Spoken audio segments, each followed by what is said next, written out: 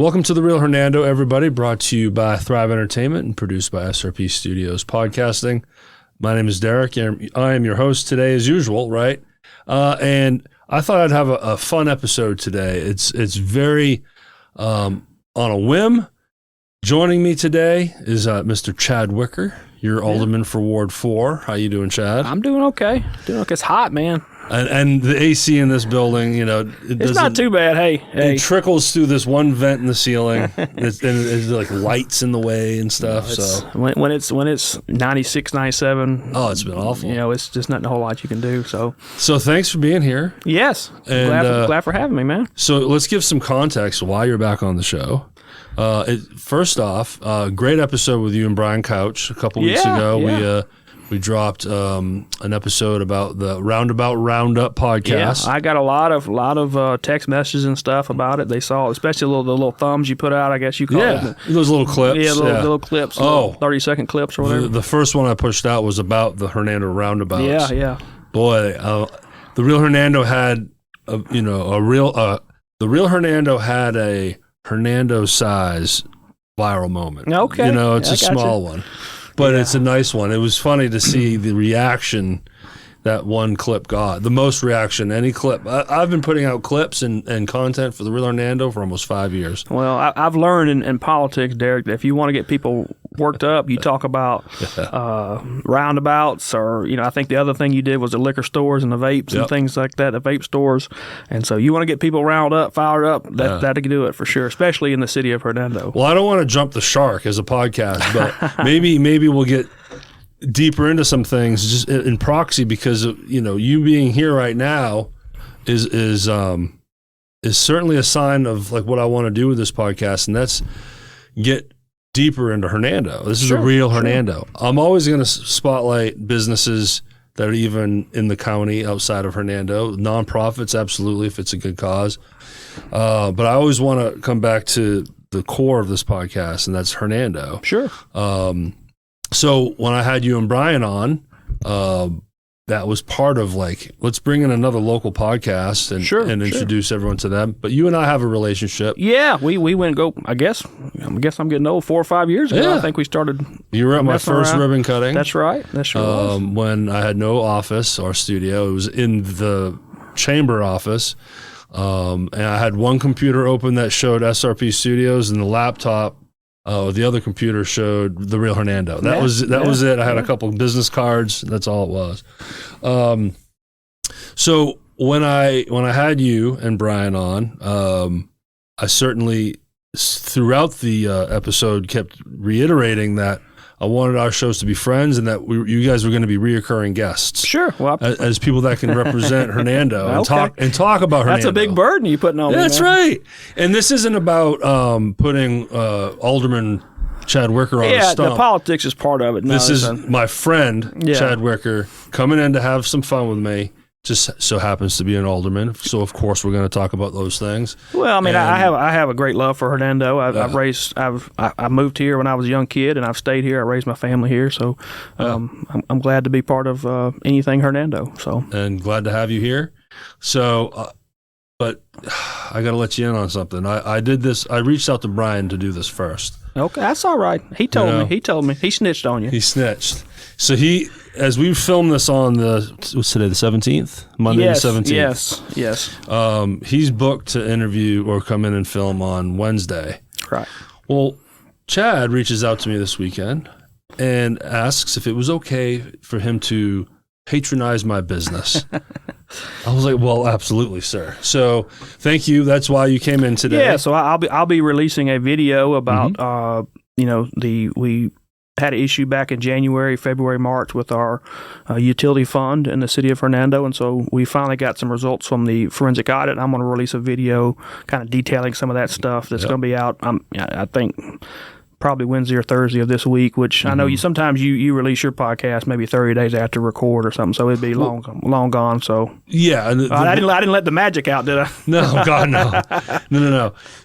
I can say for this thing we're doing right now, Chad, this is coming out Thursday. Okay. This is a tight turnaround. Oh, okay. Yeah, I mean, I had to scrape the bottom of the barrel for this week. Oh, boom, boom, boom. I got you. But your video, I would absolutely going to turn that around as fast as possible as well. So I just want to communicate what's going on, and instead of having something on Facebook, some lengthy post, just have a video you can watch a little bit at a time, then come back and watch a little bit later. So. Yeah, I think it's very informative and fascinating, and plus supporting a local business. So and you did a great job. Wow, only 15 takes. Well, I learned in politics to get elected, you just got to get 50%. That means the other 50% hate you. So I'm sure there's going to be some people say I look like a buffoon or something, but that's part of it. So when you texted me this, I was like, well, man, I'm going to have you in the studio. Let's have you on The Real Hernando again. Sure. So now, because you're filming before Brian, you're getting published before That's him. right. So, sorry, Brian, he cut the line. Chad cut this line, right? Well, I will say that Brian, his Hernando roots are a little deeper than mine, so he can probably get a little more insight, Absolutely. About he's related to the Wadsworth family, which is Dr. Wadsworth, and those actually where his office is now, I think was his grandmother's house, and so he's got a lot of stories about that kind of stuff. And that's where I wanted to go, and will be going when I talk to him. Yeah. You get a little more just about him. I want to talk about his realty, his real estate company, and Birch Realty and all those things, but today's not about him though. It's about we're talking to Chad today, so there's the context, everybody. And I just thought, man, we could talk about some things that are going on in Hernando. I want to talk about Principal Case. He just retired, so this is. This was the first year he's not been at Hernando High School. I think he was the principal there 9 years. Of course, he was a long-term teacher there before that. Yeah. Before he went off to be a principal and found his way back. So yeah, I know. You have a relationship with him from back in the day when he was a coach. He was my baseball coach and teacher, and then he said he came back, and he was obviously the principal of the high school, so we had some relationship there, being the city of Hernando. And I'll tell you a funny story. So when they were building the high school over there, the newest one now? The one on McIngvale north of 269. Okay. And they had selected a spot, and they were construction. They were looking to open. I think they had that building done around May of 2025, I think, or May of 2024. I can't remember what year. Yeah, 25, because we did the ribbon cutting in 25. And he's like, man, this pavement, they've tore this pavement up. We need to get this pavement repaved. And so, that whole strip. Yeah, I don't know if you remember what during the construction they had to bring a lot of dirt in there to level that land out. The street was awful, and so they destroyed that project. And we had already budgeted to repave the road, so we worked with them to make sure it was done before the school opened, and it was done like a week before. You guys nailed it. The roundabout. Yeah, the new pavement in high school. The roundabout was part of that too, because you got a bunch of young drivers, so we want to make it. Now, I know some people get a little frustrated because the roundabout's only one lane, and so anyway, that's. Let's keep talking roundabout, so it will boost the ratings. Yeah, there's your clip. Anyway, but yeah, the roundabout was put in as a safety procedure. Also, just some breaking news: there's going to be a McDonald's coming to that be the southwest corner of that where that roundabout is. A McDonald's? A new McDonald's, yes. Wow. No doubt. And that whole section is going to start blowing up. Yes, yeah. And I can't remember if it was on this podcast. I do, we do the podcast with Brian. I can't remember exactly, but we're putting a water tower in over there. You're going to be able to see that water tower from by Hellia there, where it kind of makes a curve back. Okay. That's going to give water to that whole area, and you're going to see some development there after the water's available. That's so cool. And when you redid the road, now you got old McIngvale and then the new McIngvale. Yes. You guys made it 4 lanes with a center turning lane. Yes. Clearly that is like prep for the future. Yeah, so that's called a complete street. So you got two roads, 2 lanes of traffic, a turning lane, you got sidewalks on each side. Yeah. So in the municipal world, that's a complete street. Ready for commerce. Yeah. It's coming. And I'm here for it, sir. Yeah, we need it. We need it for sure. So what was the baseball team like back then? Back when, Case comes in and he's the new coach. What's the program like? He's he's a little older than me, so I think he started in Hernando in 1994, 95 timeframe, something like that. Yeah. And so the Hernando baseball has always been very competitive. I started playing, obviously I graduated in 2003, so my first year on the team was my freshman year in 1999, and we were always fairly competitive. Now back then, you have to remember too, we were a smaller classification than the other cities, and back then there's only 4 schools, so you had South Haven, Olive Branch, Horn Lake, and Hernando. And we were the smallest one, so we were 4A back then. I think they're 7A now, but back then they were 4A. I know they are in softball. Yeah, so it's all the same. So we would play. Our districts was like Oxford and those, Tishomingo County. We'd drive all the way over there. Alcorn County. We'd drive all the way over there. So you weren't playing Horn Lake. We would play them, but it was not a district game. It just was just it wasn't for the same district. County, but just a different level, different district. So and I think Oxford has grown as too. I think they're 7A, but they were our biggest rival. So it was always Oxford. Hernando was, who was going to be the district champion in 4A or whatever it was. Gotcha. And so they were our biggest rival, and we had some pretty good games between them. And we had some good talent on our teams. I mean, we had one guy that ended up playing, at LSU and some other places. You were a 5-tool player, I heard. Yeah, I was okay. I mean, I was average. I came up when the competitive baseball really was big, and I just kind of got burned out when I was 13, 14, 15, traveling around playing 100 baseball games a year or whatever. And just by the time I got to high school, I was just want to be, just hang out. So probably didn't do the best for me if I wanted to future my baseball career. Was to just play high school ball and not really play in the summers. But anyway, but look, I played 8 years of Little League, and I wasn't good, really. Well, but I have good memories, but it was from age 8 to 16, some very formative years, being on a team and being with some other kids. It was fun. Well, now, nowadays, there's so many different levels of competitive baseball. I think there's like ABC or whatever they call it of a back then, you had one team, like the big team I played for in Memphis was Pepsi, was a big competitive team. We travel all over playing baseball, and also I played from a team from North Louisiana, and we traveled all over playing baseball. And so just get burned out when you're 13, 14, and just want to be a teenager and probably do some things you're not supposed to be doing, but just living life and enjoying things. And so I just kind of got burned out. But it's a huge commitment. But you got to do that if you're going to go to the next level. And so, but we had a very good team. I mean, I think in my junior year we went to like the North Half State Championship or something like that. I can't remember. Okay. I'm trying to think of. Oh yeah, it was my junior year. I got thrown out at home plate against Kosciuszko. That kind of I was a tie and run, and we ended up losing that in the North Half. That creates a core memory right there. Yeah, Coach K shouldn't have sent me. He should have held me up. I wasn't fast enough. Oh, it wasn't your fault.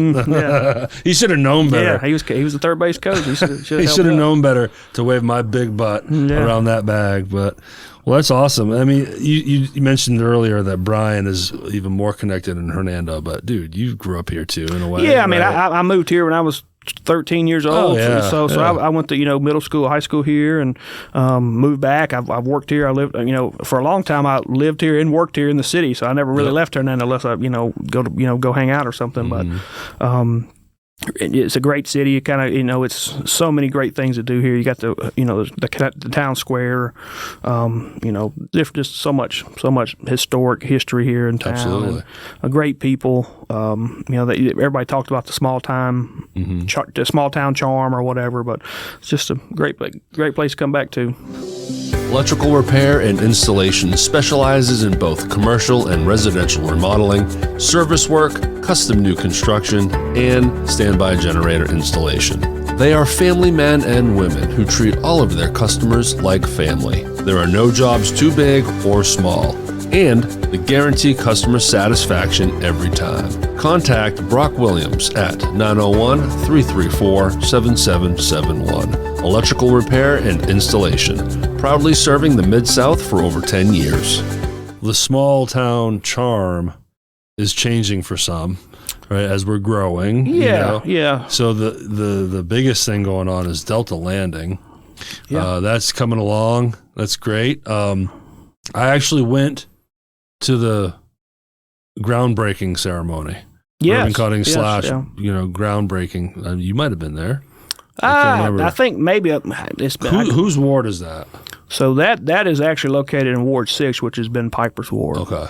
But it was just gravel. It was a field. Yeah, it's old farmland. All it is. And now look at it. Many of the buildings are up. People are starting to move in. There's houses in the back, exactly, all built and bought. It's residential. It's some retail, commercial there. He's Casa Mexicano, I think, is coming there, building I don't know if anybody's familiar with how they built a big restaurant right in Oxford on Highway 6. Is that another Mexican restaurant? It is. I probably should. There's your clip. That's your clip. Well, we need one north of 269. So he's right. We don't have one up there. He's actively recruiting other restaurants, but I think he has an agreement with Casa Mexicano to build a. I think if you've ever seen the one on Highway 6 as you go into Oxford, it's a huge, upscale place. So it's going to be its own standalone? It's not going to be a part of... Yes, it's going to be... There's actually, if you drive there now, this is August 17th we're recording this, there's the land that's to the right there, I guess it'd be the northern area there, that's where that's going to be built. So. Okay. And plenty of other commercial spaces that we don't know who's coming, right? Yeah, I think he's leased some. Obviously, he has some residential he's leased. I know he sold some homes in there because we've had an issue recently with people wanting to ride golf carts up and down McIngvale, so we're working to address that. So golf carts, I know, right? Well, YMCA, it seems like that's obviously later in the phases here. When should we expect the YMCA to start? The YMCA just, I think this is breaking news again. Okay. I think they applied for a federally backed low interest loan. Obviously, the Maddox Foundation is going to pay for that, but they got a low interest loan, and I think they're going to start construction. I think here in the next 6 weeks or so.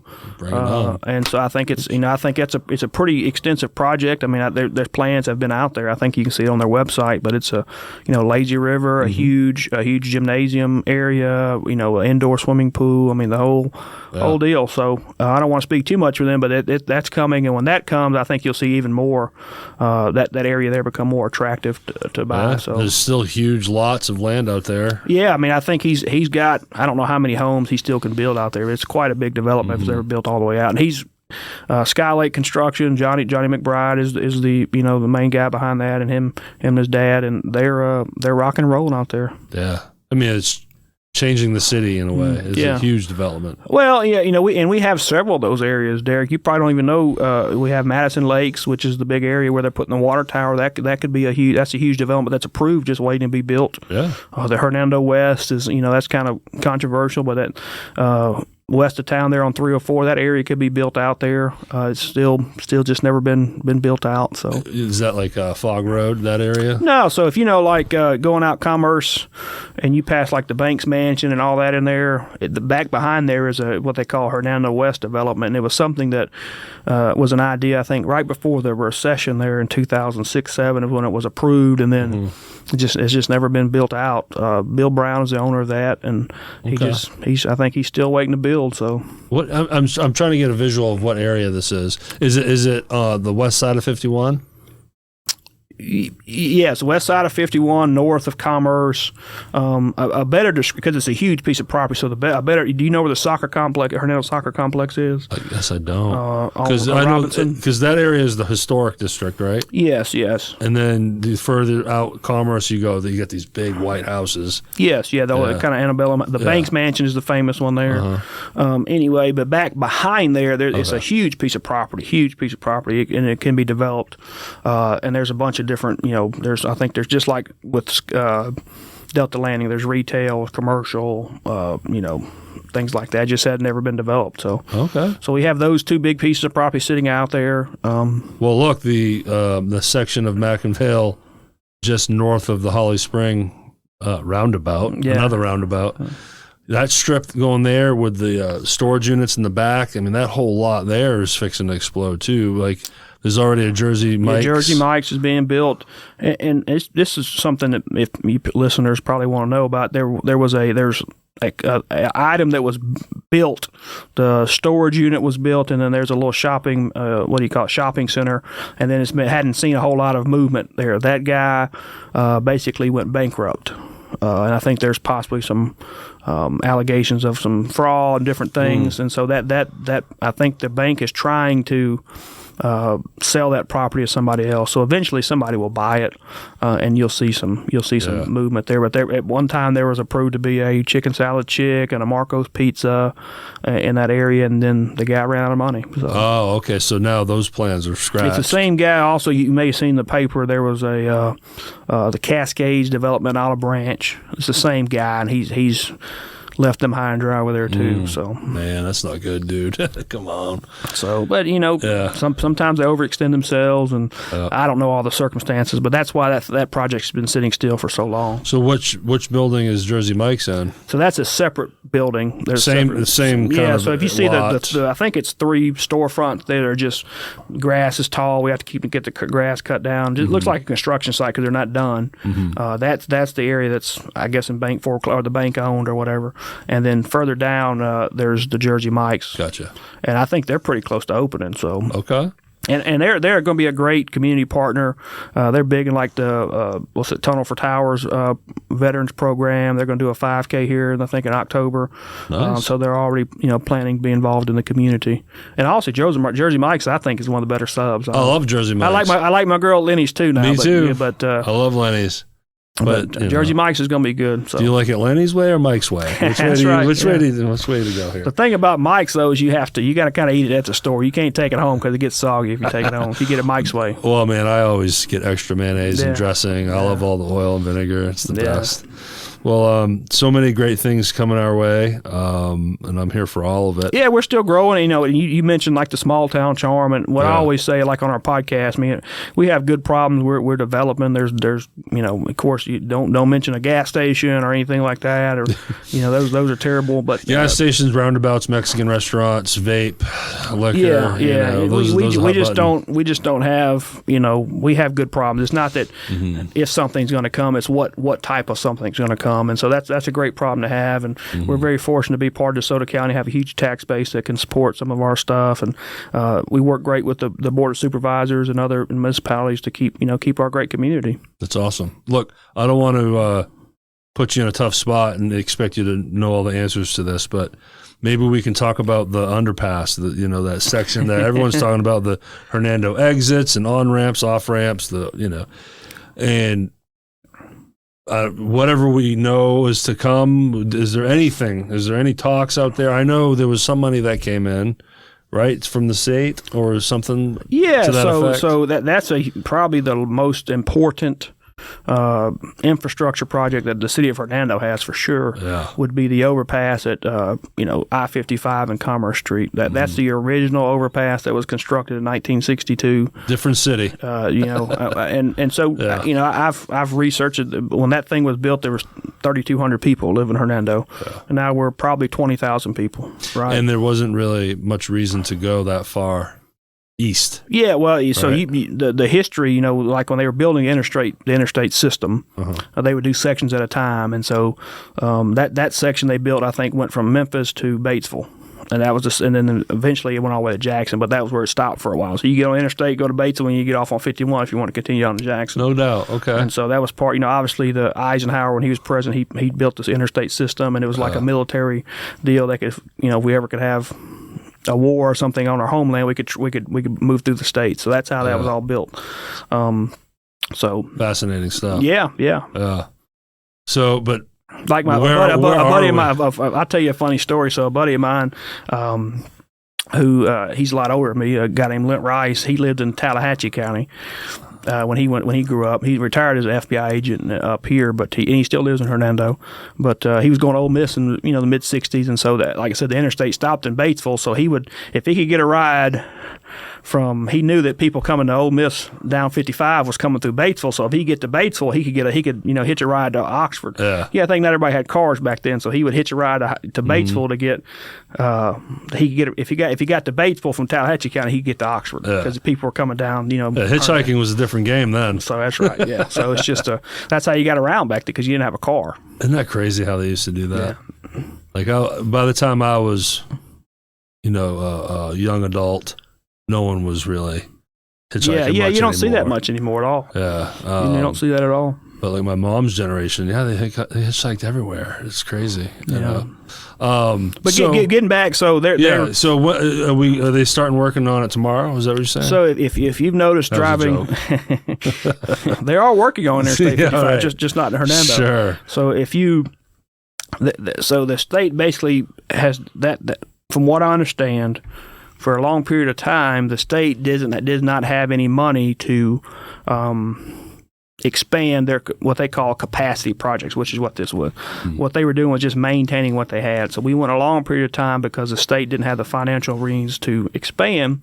So if I don't know, you said you moved here, but if you remember way back in the late 90s, early 2000s, they did the expansion from the state line all the way to Goodman Road, where it was expanded, and then they stopped. That's when the money ran out. Expanding meaning the amount of lanes. So like when you get past Goodman Road, it bottlenecks back down. Going north, it spreads out, right? And so that was the project, and they just stopped there. Gotcha. And it's sat there for years with no expansion. That has got to be one of the more dangerous areas of Interstate 55. So many accidents. So what you're seeing now, that we've appropriated money from the legislator to do that project. That project's, I think, a 4-phase project that costs over $400 million. And the first phase is going to be from Goodman Road to Church Road, then Church Road to I think Star Landing Road, and then Star Landing Road to 269, and 269 to Hernando. Of course, we're at the end of that project. And they plan on creating a Star Landing exit, no? That's some discussion. I think that's maybe long term goal, but that's not in that initial project. That's just widening the road. Yeah. And again, I think that's a $400+ million project. And like you said, we're last. It's going to take 20 years. We're at the end of that project. So what we try to do, and the mayor and our Representative Doc Harris, who used to be an alderman, and Senator Mike McClendon, and our mayor, is we've kind of behind the scenes been lobbying to try to do the Hernando exit as kind of an emergency project. Sure. There's a term they use for it, but I can't remember what it's called. And so you saw some news, I think, earlier this year. I can't remember, maybe that was last year. I can't remember, where they found some leftover engineering money to do some engineering work. Okay. But that project the Hernando Interchange project is estimated to be about $140 million right just now. Itself on its own. And it's going to radically change that interchange. Sure. Okay.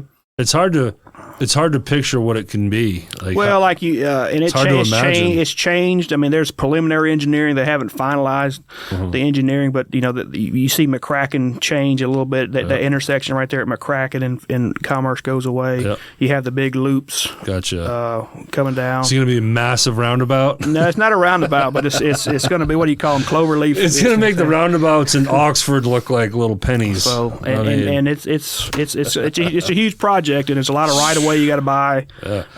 It hasn't really officially been confirmed. We have some engineering money, but again, the legislator created a fund called the DeSoto County, I think, Interstate 55 Fund, and every year they've put money in there. Now again, they're going through the plan they have, so that starts at South Haven and works its way back. So we're trying to backdoor some, and I'd be remiss if I didn't mention MDOT Commissioner John Caldwell has been actively trying to help us do that too. So we have a lot of people hands-on fighting for it.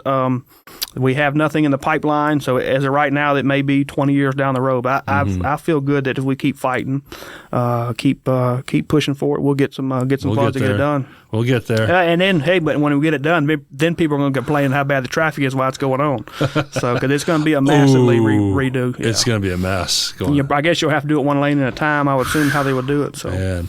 What's Whataburger going to do? Yeah, this is going. You probably didn't know this, Derrick. Initially Chick-fil-A was looking at that location. I remember that. And they decided to pass because of the huge amount of right of way that goes away. Sure. Because they're going to be right up on the what do you call that thing, Cloverleaf or whatever intersection. So. Where are they going to be? So where Whataburger is, when the MDOT owns a lot of that right of way. Right across the street, I think it's called Olivia Drive. Right across Olivia Drive is basically, but like where Hernando's welcome sign is, all that is in MDOT right away, I'm pretty sure. Okay. And so when they do that project, that's going to come up. That's how you can get off the interstate. Oh, so that's going to get tore up. Yeah, it's going to be really close to their parking lot, and I think they just felt like they didn't want to be that close to the interstate. Yeah, I mean, you see the lines, how they wrap around Chick-fil-A's. So. For sure. Well, speaking of construction and road work and all this stuff. our little city had some patchwork done, and some not patchwork. That's not the right way to say it. Full on repavement in many sections around here. They did. I'm just fascinated to see how that works. Like, how do certain sections get chosen over others? Who's out there, looking at these roads and deciding where and when, and that's a good question. So, previous boards, I think maybe the politics went into it a little more. So what we decided to do couple of years ago, I guess it's been 3 or 4 years ago now, is we contracted with Civil Link, and they did a road study. And they have their technology. They ride the roads, and they say this road is let's say that I think it's a 1 to 5 rating. So this road's a 2. This road's a 3. Mm-hmm. And so they list those, and also it factors how much traffic the road gets, things like that. And so they give us a list, and they have a recommendation every year. Hey, these are the roads that we need to be. There's not just patching, but also, not just repaving, but also you can patch those roads. There's certain things you can do to them to make them last longer. And so last year we did about in the springtime we did $2.6 million worth of paving.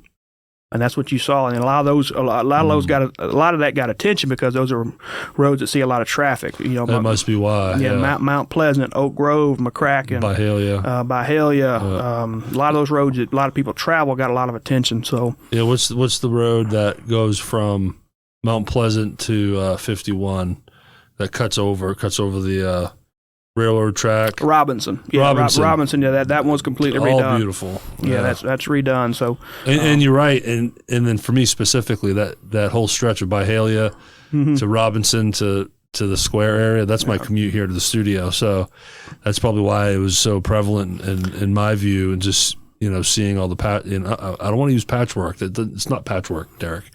Pavement work. Yeah, it was resurface is what. That's what you call it. Yeah, resurfacing. Yeah, it resurfaced. Gotcha. Brand new asphalt on. I don't know how many miles of road, but it was quite a bit this year. Of course, $2.6 million, a lot of money. I don't know about you. That's pretty good bit of money. Pretty good money. And it's and we're still playing catch up because for so many years, for whatever reason, various political reasons, or just didn't have the money, there was years where we didn't pave anything in the city of Hernando. And so that's one thing that I'm proud of since we've been on the board of aldermen is we've put some money in the roads. Yeah. I will say that we're a little fortunate because there's it's called the Mississippi Infrastructure Improvement Act that was passed, and basically, I don't know if you remember, several years ago they started charging sales tax on online orders.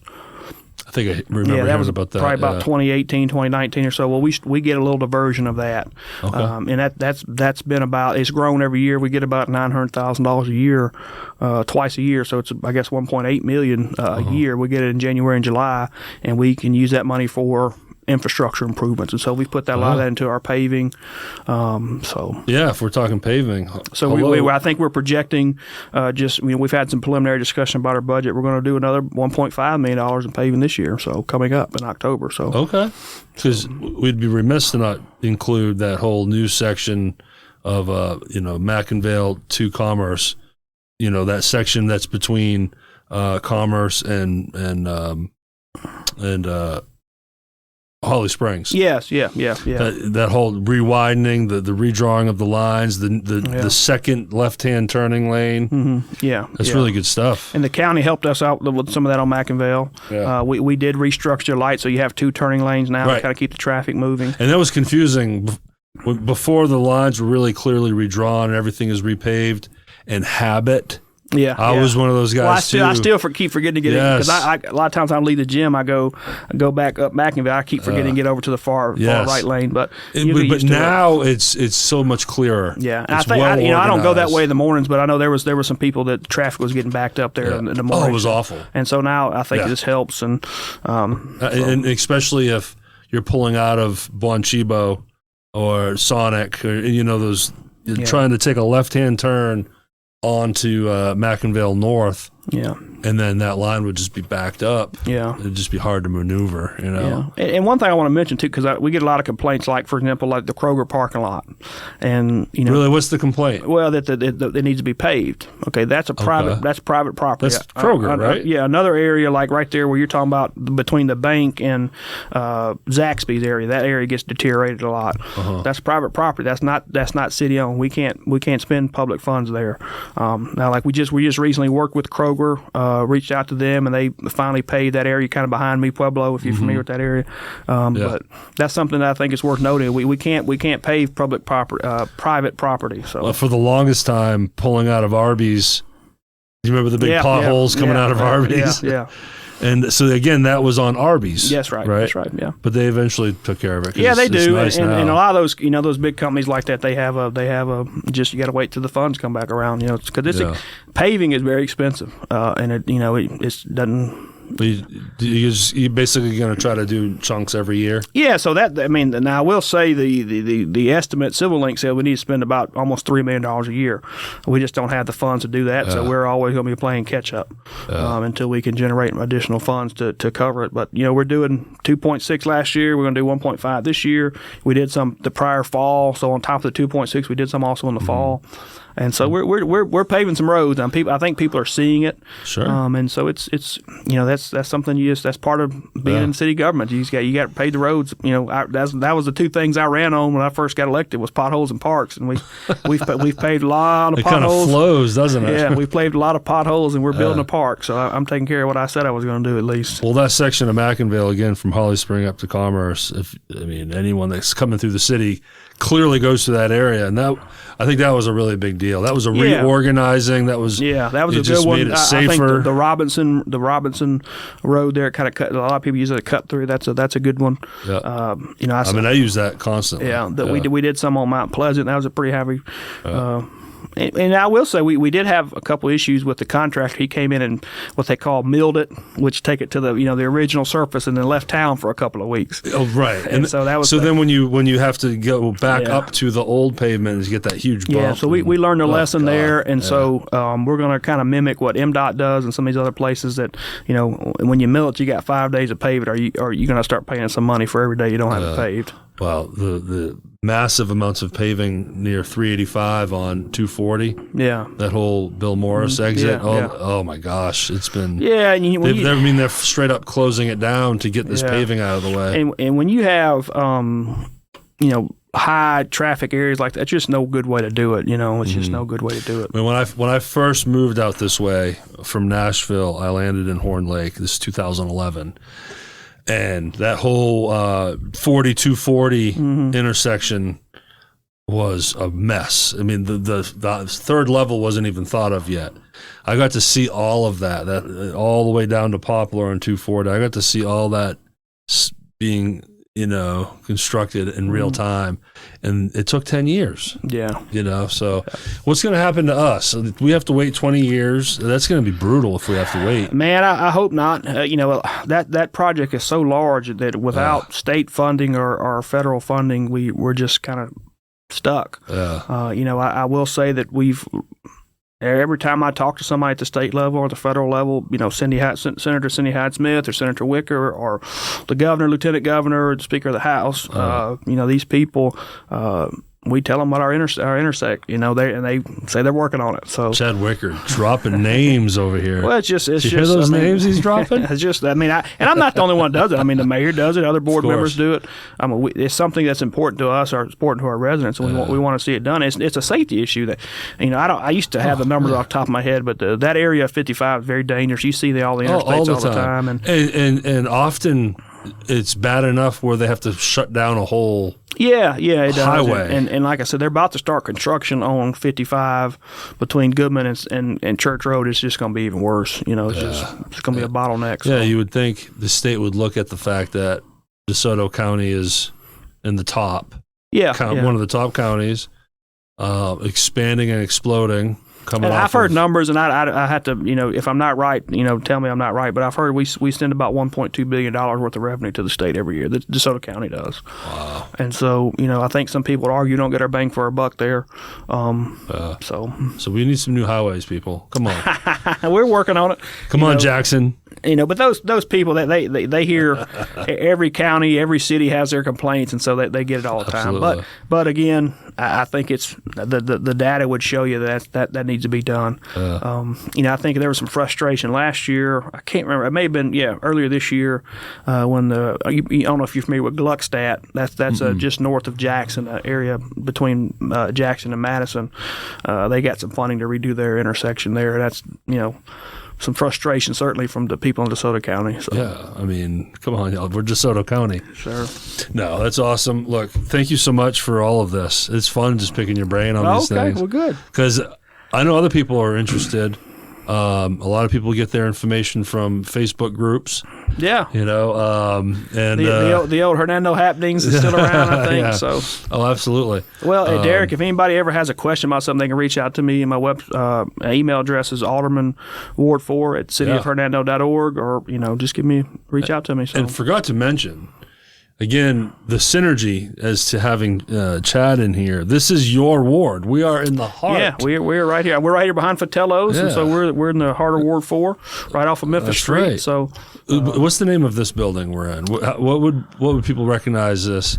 Because you got Caffey's place up there on Caffey Street. I'm trying to think what the insurance office is. That's people. Jenkins. Jenkins Insurance Building. Yeah. That was people would probably know this building. And what's funny is one side of the building, the mailing address is West Valley, and then the side that's facing Memphis Street, and everyone upstairs has a Memphis Street address. Memphis Street address. Yeah, so I have a Memphis Street address. It's a cool building. I'm sure there's a lot of history nice here, so I don't know the history of this particular building, but no, I'm enjoying it here. This is good. We'll see if I can renew in March. That's all right. But again, thank you, Chad. Thank you for doing this. Again, down the road, we'll have you back on. This is just fun. We'll have you and Brian again. I can't wait to have Brian in here in the next couple days. So yeah, you're getting a lot of Chad Wicker and Brian Couch. You guys had, your dual podcast, and then last week we spotlighted Afterglow, Dr. Vivian Lowe. I know Dr. Lowe. She used to work with me. I don't know if she mentioned it, but I think she still is. She's kind of like our fill-in at the jail when I worked at the jail. So really? Her Dr. Ken Thompson was a major doctor, but he would have her kind of fill in and do some things when he couldn't make it. She's a juggernaut. She does all kinds of things. And she gets 2 hours of sleep a night. Yeah, all those doctors like that. They work 5 or 6 jobs. I think she's an ER doctor, so that's what she does. And anyway, I think she still works at the jail part time, but I know she's got a bunch of different jobs, and so she's really done well with her little clinic there. So good. The Glow stuff. And Melinda Winchester, her. Now, I'm not familiar with Melinda, but I know Dr. Lowe. She's your first point of contact when you walk into the store. You're going to see Melinda. If you call, you get your Melinda. Glow? Yeah, I got my glow on for sure. I don't need it, man. I think they're into the peptides now. That's a big thing now. So I was like, do you guys have Ozempics over there? That's what I really need. Well, go to therealhernando.com, y'all. If you made it this far, I appreciate it. Thank you so much. We are on YouTube, Apple, Spotify, Facebook, Instagram, TikTok, everywhere you can find podcasts. Thanks again for watching, listening, and y'all have a great day.